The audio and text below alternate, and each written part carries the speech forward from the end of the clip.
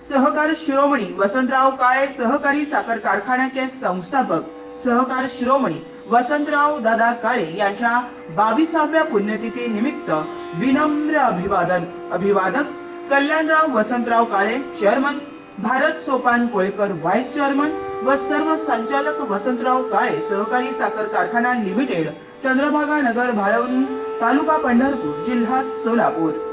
अतिशय वेगाने विकसित होत असलेल्या श्री विठ्ठलाच्या पावन नगरीत पंढरपूर समीप आम्ही घेऊन आलो आहोत एक सर्व सुविधांनी युक्त विठू माऊली नगर येथे भव्य प्लॉटिंग प्रकल्प। आमच्या प्रकल्पाची वैशिष्ट्ये: प्रशस्त रस्ते, प्रत्येक बाजूला डिमार्केशन, संपूर्ण साईटला कार कंपाऊंड, रस्त्याच्या बाजूला स्ट्रीट लाईटची सोय, संपूर्ण प्लॉटिंग मधील रस्त्यांच्या दुतर्फा झाडांची लागवड, संपूर्ण प्लॉट धारकांना आवश्यक वीज कनेक्शनसाठी स्वतंत्र डीपीची सोय या आणि अशा अनेक सुविधांसह युक्त विठू माऊली नगर मध्ये 1 ते 11 गुंठ्यांपर्यंतचे प्लॉट उपलब्ध। साईटचा पत्ता: विठू माऊली नगर, MIT स्कूलच्या पाठीमागे पालखी तळाजवळ, सातारा रोड, वाखरी, तालुका पंढरपूर। घडामोडी पाहण्यासाठी आमच्या YouTube चॅनलवरील PVR म्हणजेच पंढरी वार्ता या न्यूजला सबस्क्राइब करा आणि शेजारील बेल आयकॉनवर क्लिक करा। पंढरपूर विकास आराखड्याबाबत नुकतेच मुख्यमंत्री एकनाथ शिंदे तसेच देवेंद्र फडणवीस यांच्या उपस्थितीत मुंबई येथील मुख्यमंत्र्यांच्या वर्षा निवासस्थानी पंढरपूर विकास आराखड्याबाबत बैठक पार पडली। या निमित्ताने पंढरपूर विकास आराखडा, प्रस्तावित कॉरिडॉर आणि शहरातील विविध रस्त्यांचे रुंदीकरण हा विषय पुन्हा चर्चेत आला। या विकासाकडे यातील प्रस्तावित कॉरिडॉरमुळे चौफाळा ते महाद्वार घाट या रस्त्यावरील संभाव्य बाधितांमध्ये पुन्हा चिंतेचे वातावरण निर्माण झाले। मंदिर परिसरातील मालमत्ता धारकांनी एकत्र येत आत्मक्लेश आंदोलन केले। लोकप्रतिनिधी आणि शासनावर कठोर शब्दात कान उघडणे करणारी टीका केली। शासन परस्पर काही निर्णय घेत आहे अशी संभ्रमावस्था या मालमत्ता धारकांमध्ये निर्माण झाली आहे। मात्र आज शासकीय विश्रामगृह येथे माध्यमांशी बोलताना प्रशांत परिचारक यांनी याबाबत भाष्य केलं असून हा कॉरिडॉर शब्दच कुठून आला हेच आम्हाला माहिती नाही। मुंबईत झालेल्या बैठकीत काय झाले, कशा प्रकारे आराखडा सादर केला याची आम्हाला माहिती नाही, परंतु आम्ही येथील जनतेसोबत आहोत अशी ग्वाही त्यांनी दिली।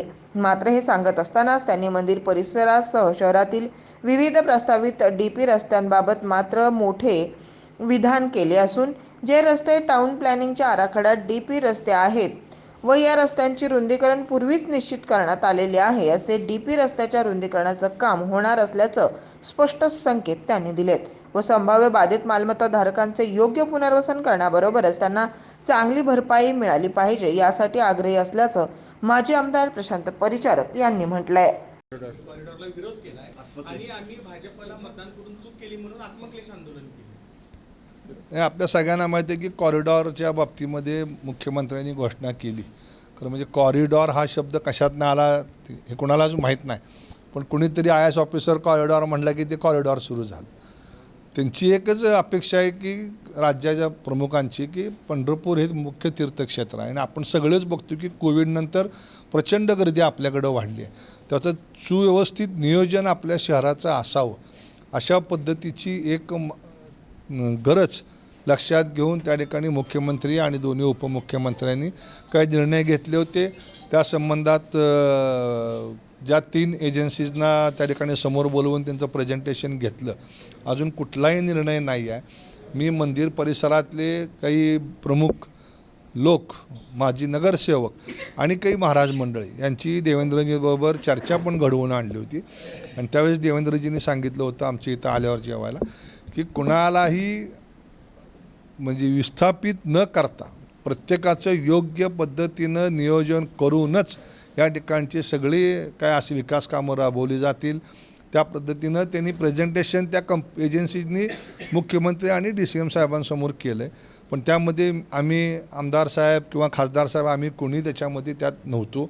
त्यामुळे तिथं निश्चितपणे काय घडलं आहे हे आम्हा कोणालाच ज्ञात नाही आहे। त्यामुळे आज त्याच्याबद्दल आपण काहीतरी बोलणं हे चुकीचं होईल, पण एक सांगतो की आम्ही लोकांबरोबर आहोत।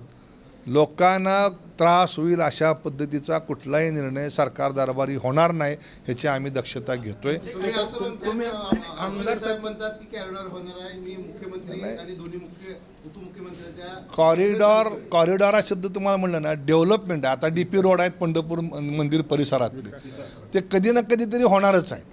म्हणजे आपल्या सगळ्यांना माहिती प्रदक्षिणा मार्ग केवढा होता, तो किती मोठा झाला, तशी ही रस्ते होणारच आहेत। ते रस्ते DP रोड आहेत ती मोठी झाले म्हणजे आपोआपच कॉरिडॉर होणार आहेत। पण त्या ठिकाणी काही दुकानं जातील, काही दुकानदार विस्थापित होतील, त्यांची पण आपण सोय करावी.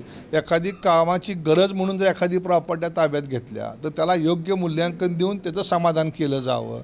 अशा पद्धतीची माझी आवताडे साहेबाची सगळ्याचीच भूमिका आहे आमची.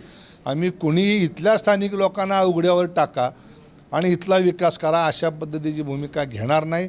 आम्ही शासनाला सांगितलं की पंढरपूर शहरामध्ये मोठं करण्यापेक्षा नदीच्या पलीकडं आपल्याला कशा पद्धतीनं ही विकास कामं करता येतील, त्याच्याकरता चंद्रभागा नदीच्या तीरावरती 2-3 ब्रिज जरी उभा केले अशा पद्धतीनं काही करता येतं आहे का, अशा सूचना आम्ही करतो आहे. आणि राज्याच्या प्रमुखांनी सगळ्यांना सांगितले की तिथल्या स्थानिक लोकांना विश्वासात घेऊन या ठिकाणी आपण याचं नियोजन करावं. त्याचं आपल्याला आणि माझी आपल्या सगळ्याला विनंती आहे की भविष्यकाळामध्ये आपण निश्चितपणे त्रुटी असतील त्या दाखवा, परंतु आपलं गावसुद्धा ह्या इतर देशाच्या प्रमुख तीर्थक्षेत्राच्या बरोबरीनं गेलं पाहिजे. त्या पद्धतीनं जे काय निर्णय होतील त्याला आपणही सगळ्यांनी सहकार्य करावं आणि आपण सगळ्याला समजून घेऊन ह्या डेव्हलपमेंट करायचा निर्णय घेतलेला आहे. 60 मीटर असं कुठंच काही नाही आहे, असं कुठंच काही नाही आहे. तुम्हाला माहीत आहे जगमोहन साहेब म्हणून माझी पर्यटन मंत्री आले होते, त्यांनी सांगितलं होतं की 300 मीटरचा मोकळा करा. झाला का? नाही झाला. त्यामुळं कृपा करून काय होते की आपण आपलं गाव आहे, आपलं शहर आहे, त्यामुळं वेगळी परिस्थिती ह्यात न होता सगळ्याला सामावून घेऊन जो असेल असा विकास आपण करूया.